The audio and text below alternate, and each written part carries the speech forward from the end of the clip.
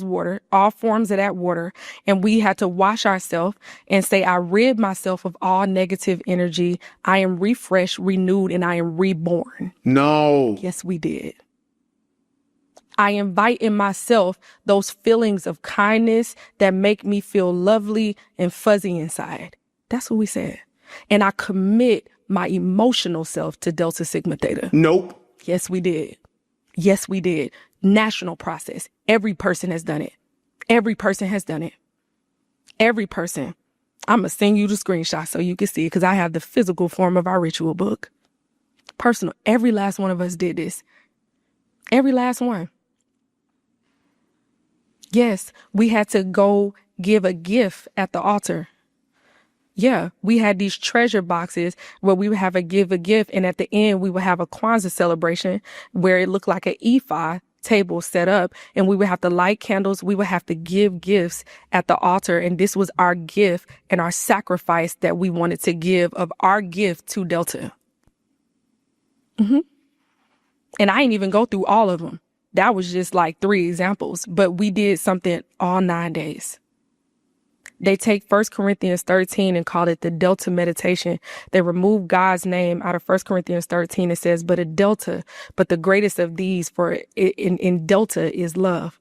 A Delta should be this. When a Delta is no longer, what does it say in 1 Corinthians 13? But it talks about how when I thought like a child, when I thought when I was a pyramid and I was a pledge, I no longer think like that. I am now a Delta. And I think, they take God's name out and they put Delta in 1 Corinthians 13. They do the same thing in Revelation 21. They do the same thing, and it's called a paraphrase, and it's by Dorothy Irene Height, who was a Delta, who was a part of it. Yeah, we do all of that. They gave us a take-home assignment that was called a Spanish proverb, and it talks about the process of you selling your soul. Yeah. It's talking about an angel that comes down and it has to weigh the scale of balance. And to some, what is it that you want? Is it fame you want? Well, there's a sacrifice for that. Is it money that you want? Well, there's a sacrifice. And you get down to the end and it says, whether it's fame, whether it's this, nothing is free. And that's a take-home assignment that we have to do. And we have to take that home. And that's an above ground process. You have 3 ritual rites of passage. You get people that come up and they just talk about the initiation. No. We did a ritual to even become a pledge. It's called the pyramid induction ceremony. So you're inducted to even become a pyramid. So even if you say, oh, y'all need to renounce, and let's just say somebody didn't want to do it. Well, if you drop line as a pyramid, you're called an eternal pyramid because you went and did a pledge and kneeled at an altar in a church and you did a pledge. You did an oath and initiation ritual just to become a pyramid. Even if you didn't make line? No. So you can make line, but let's just say all of this is too much and you decide that you want to drop. You become an eternal pyramid. Eternal? That's what it's called. Yeah. That's what it's called.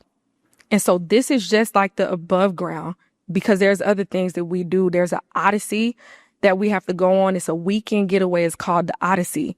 Okay. And we know, and that's why a lot of Deltas actually, when they come out, they deal with spirit spouse demons because that character Odysseus is what Leviathan looks like. And the whole story is about Penelope, it being like, basically like he goes on this odyssey through hell and comes back and slays all her suitors. And so a lot of people deal with like, sleep, paralysis, incubus and succubus spirit because Delta Sigma Theta, they're so disrespectful that like we have public songs we could sing and we have private songs that we could sing. Okay. And that's the reason, like if I sung some of the private songs, you would say immediately you are a witch, but there are only songs that we can sing publicly. And that's why a lot of this stuff was not caught in the church. And the public song they let everybody sing is called what is it called? The sweetheart song. Okay. And, let me tell you how disrespectful this thing is. So it goes, she may be an Omega sweetheart or the dream girl at A5A. She may wear a Kappa diamond or her love may a Sigma B. But if she wears the Delta symbol, then her first love is DST. And they make you sing that song. First love? Her first love is DST. And they make you sing that song at your wedding right after you took your wedding vows. And that's the thing that people going to see at What do the you mean by that? receptions. Everyone's supposed to sing that? Everybody. Yeah. So when you go to the reception and you watching them do their little ritual, they're singing those songs and they're undoing the covenant you just made at the altar with your husband. Oh, nah, your husband, that ain't your first love. Jesus not. And you have to sing that song at baby showers, graduations, any celebratory situation. This is a disrespectful deity. It undoes the covenant that you just sat there. And while we singing that, your first, like you may wear a cap of diamond, and your husband just sitting there watching like, what? What are you talking about? And you're sitting here saying your love may a sigma be after we just took vows. Oh no, it comes back and it undoes your vows. That's what the initiation rituals do. They make sure you undo your vows. You have your kneel at the altar. You have your hand on the Bible there, and then you write your name in the book of Delta.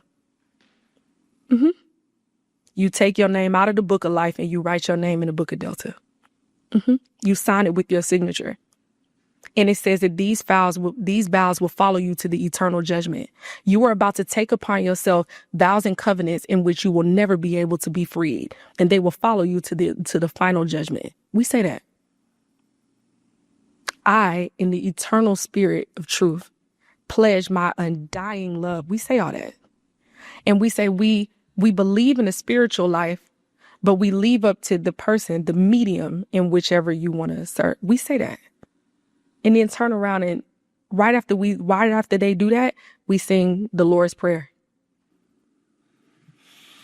See, I remember Pharaoh tells Moses, go ahead and sacrifice to your God, but don't go too far.